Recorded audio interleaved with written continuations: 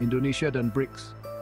Apa arti kemitraan ini bagi Indonesia dan bagaimana pengaruhnya terhadap Barat? Mari kita bahas bagaimana Indonesia yang sudah menjadi mitra BRICS kini hanya selangkah lagi menuju keanggotaan penuh. BRICS yang terdiri dari Brasil, Rusia, India, Tiongkok, dan Afrika Selatan adalah organisasi internasional yang menonjol dengan tujuan memperkuat ekonomi dan meningkatkan pengaruh negara-negara berkembang di kancah global. Hingga November 2024, BRICS telah aktif mengundang negara-negara mitra untuk turut bergabung, dan Indonesia adalah salah satunya. Meski Indonesia baru menjadi mitra, potensi Indonesia untuk menjadi anggota penuh semakin besar. Lalu, apa untungnya bagi Indonesia jika bergabung dengan BRICS?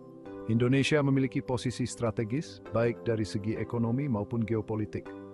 Sebagai negara dengan ekonomi terbesar di Asia Tenggara dan penduduk lebih dari 270 juta jiwa, Indonesia berpotensi untuk semakin memperkuat kerjasama dengan negara-negara BRICS.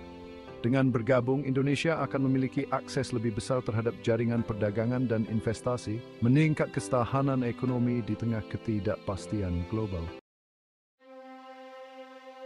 Tentu saja, ketertarikan Indonesia pada BRICS menarik perhatian negara-negara Barat, terutama Amerika Serikat dan G7. BRICS dipandang sebagai aliansi strategis yang berpotensi melawan dominasi ekonomi dan politik Barat.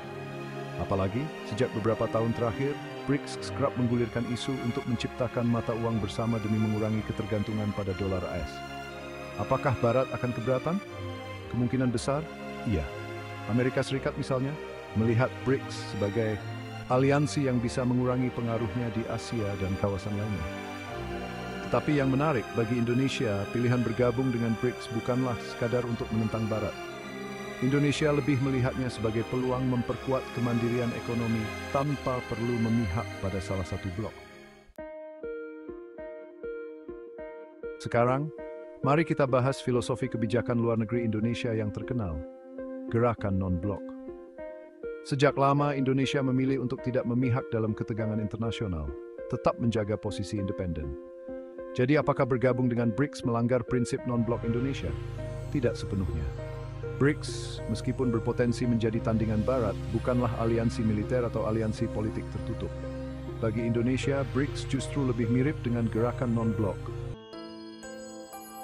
Hingga November 2024, BRICS masih terus membahas isu besar menciptakan mata uang bersama untuk menggantikan dolar dalam transaksi internasional antar anggota.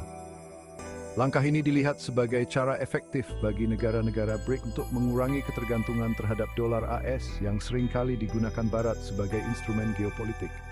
Bagi Indonesia, ini adalah langkah menarik. Mata uang BRICS bisa memberikan stabilitas baru dalam perdagangan internasional, terutama di tengah fluktuasi ekonomi global. Namun, ini juga tantangan besar, karena stabilitas dan penerimaan internasional mata uang baru ini masih diragukan. Meskipun menjanjikan, ada beberapa tantangan yang perlu dihadapi.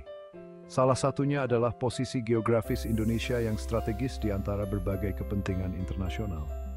Mengikuti BRICS juga berarti perlu menyeimbangkan hubungan dengan Barat, karena Amerika Serikat dan G7 masih merupakan mitra dagang utama Indonesia. Tetapi jika Indonesia berhasil mempertahankan prinsip non-blok, keuntungan bergabung dengan BRICS, akses pada peluang investasi yang lebih luas, kestabilan ekonomi dari mata uang baru, dan peningkatan peran Indonesia sebagai pemain utama di Asia dan dunia. Jadi, akankah Barat terganggu? Mungkin. Tapi bagi Indonesia, BRICS adalah peluang untuk memperkuat ekonomi tanpa terjebak dalam konflik geopolitik.